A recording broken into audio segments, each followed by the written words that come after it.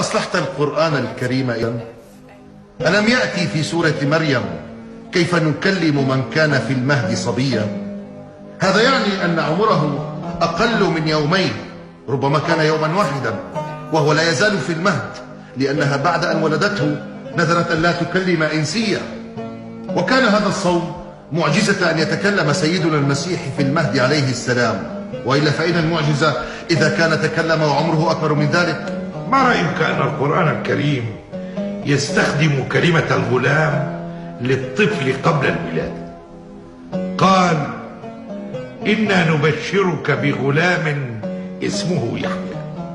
وقال: وأنى يكون لي غلام وكانت امرأتي عاقرا. إن الغلام هنا لجنس المولود وليس لعمره.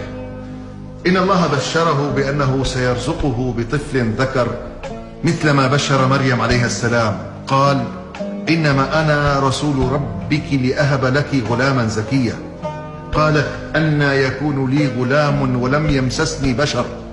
الحديث عن الغلام يتم قبل مجيئه وقبل تكونه. أليس غريبا أن يتنطع للغة من لم يقرأ القرآن الكريم جيدا، وهو الذي يقول: لقد أجمع الناس جميعا أن اللغة إذا وردت في القرآن فهي أفصح مما في غير القرآن.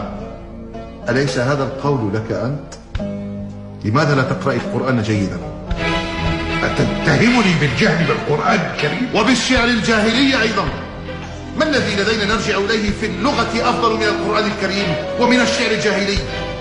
في الشعر الجاهلي يقول عمرو بن كلثوم: إذا بلغ الفطام لنا صبي تخر له الجبابر ساجدين.